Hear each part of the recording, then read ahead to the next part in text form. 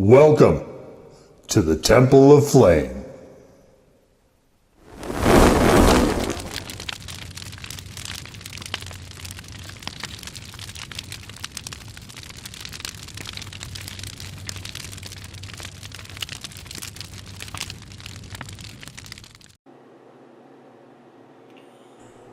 On today, Faith Black Lights, we take a look at this. And what this is from hip bone, we have connected to your mouth bone, which is probably not. If the implication that the pelvic region is connected to the mandible section, they're a little bit off anatomically. But this is the spicy ketchup. See, we've got some peppers here. Looks like maybe a habanero.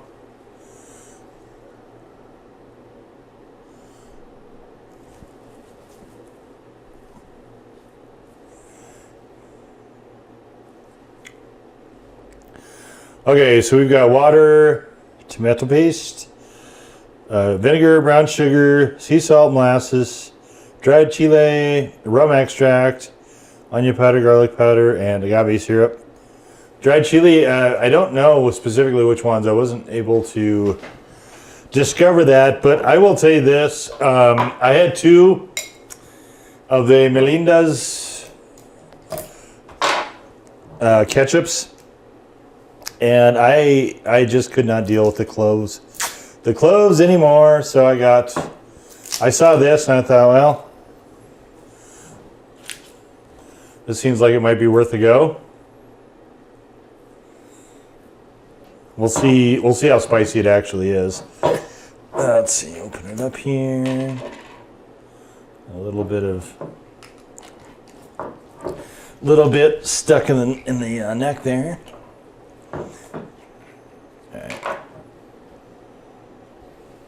It definitely smells like a little something extra as far as ketchup goes. Try not to put a whole bunch in here.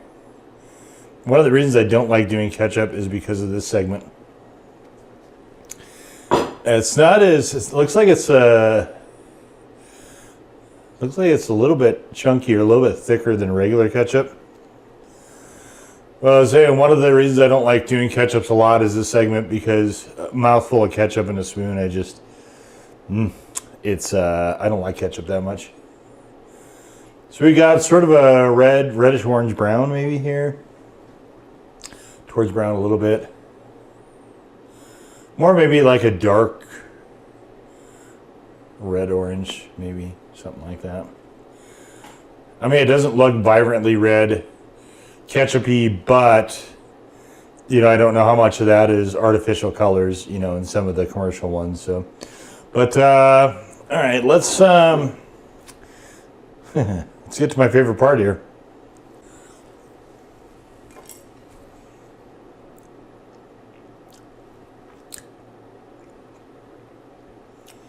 There's a lot more punch than I would have expected in this. So what's weird is that this tastes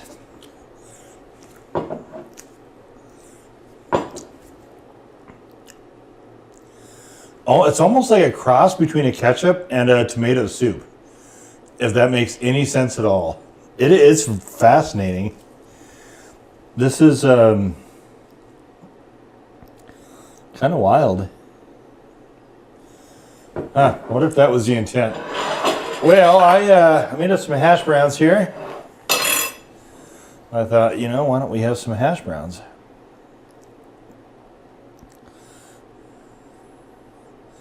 I don't really use ketchup outside of potatoes in some form.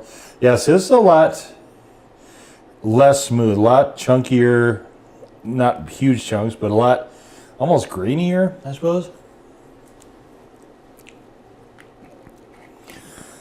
That might have just been, the tomato soup thing might have just been up near at the top. One of the dangers of doing these ketchups right when you first open them is that the taste can change. That's why with hot sauces I do them after I very rarely, unless I've already reviewed them, will open them up. just for the first time on camera to have them. I mean, I still do with some of them, but a lot of times, you know, they can change depending on how you get into the bottle and agitation and whether it's chilled or not. I like to always chill mine.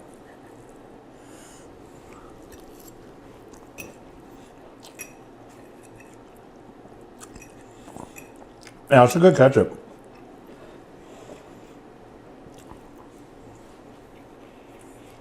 It's more of a ketchup-y,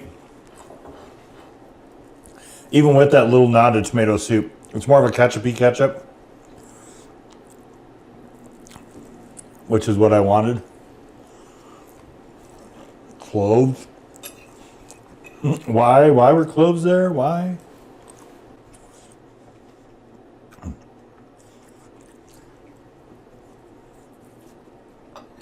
That's really good.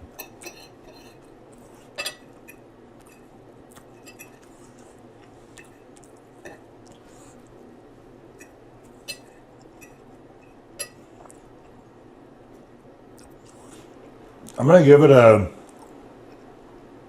I give a default 1 for spice.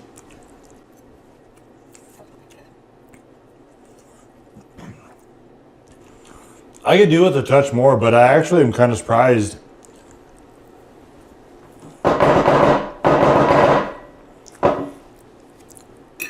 at what is there.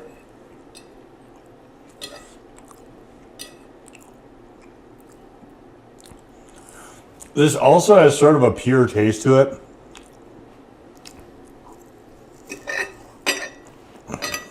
I don't know if you can tell this. Maybe it's just me, but when you start throwing a bunch of preservatives and artificial ingredients, the food will start to take some of that on. The food will start to have a sort of unnaturalness to it, sort of fakiness to it.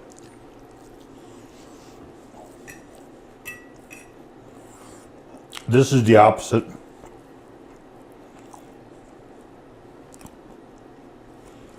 Yeah, I quite like this.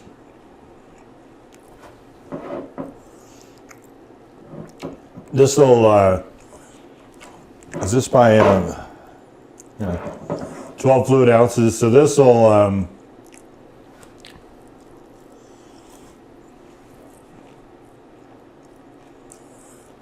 this will likely last me a while.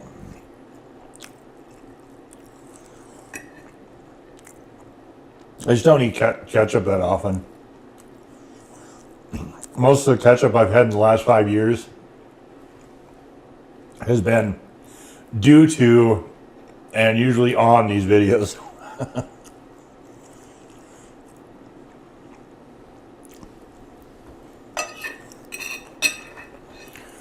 You know, and there's a lot of products on the channel in this series that I realistically probably wouldn't have bothered with if I wasn't doing this. If I wasn't doing this series, I probably wouldn't have bothered with a lot of the products that I've done content on. But, you know, trying to make a database, I suppose, a library of videos covering as many intersections with the chili head world as I possibly can. There's a lot of stuff out there. A lot of really good stuff. A lot of stuff I probably wouldn't use that description for as diplomatically as I can make it. Some of it's because it's just not for me. Some of it's because I think they might need to reconsider a few things with it. But as for this I might have actually. I might have bought this whether or not I was doing this video series, because the idea of spicy ketchup makes a lot of sense to me. I would have only bought one of those Melindas, though. You know, after the first one, the habanero one. Once I noticed all the how much clove was reading through that, there's zero chance I would have bought the ghost pepper if I wasn't doing this. It makes that ketchup really difficult for me to use because I just get so distracted by that. I'm just like, why is this here? This one is the exact opposite, actually. I do sort of like the lean towards the tomato soup a little bit, actually. I think that's kind of a cool touch. I don't think it's intentional, to be clear, but I do think it's kind of a cool little grace note there that some of that was like, oh, wow, this is really interesting. It's not a one-to-one, mind you, but when you've had a really good tomato soup, this ketchup reminding you of that is going to be to the positive, all to the good there. So, yeah, this is no preservatives, no syrups, no dyes, any other unwanted stuff. They get a heat level of 2. I would say not. I don't think it's that spicy. It is very enjoyable though. This is actually a delicious ketchup. And what's nice about this one is I don't usually want to floor my ketchups too much. So what I used to do for a really long time was ketchups generally are too sweet for me. This one actually isn't. But ketchups, like commercial ones, are too sweet for me. So what I would generally do is I would mix in whatever hot sauce I could find. Preferably, like a Louisiana-style cayenne sauce, but in a pinch, even Tabasco. Just to try to cut that down a little bit.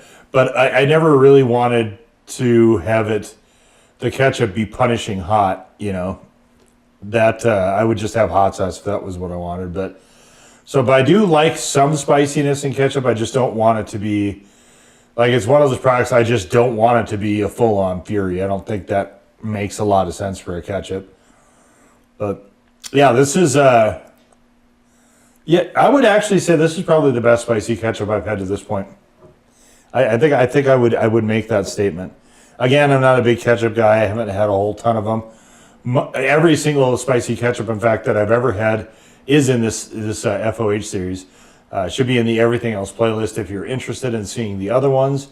But, yeah, fantastic product here. This is definitely, certainly, like I said, I would give it the nod for the best spicy ketchup. But it definitely is better, I think, much more preferable to me than the commercial ketchup. So I'm very, very, very pleased with this. Because it is so natural, definitely if you get this, you're going to want to make sure that you're agitating it a lot.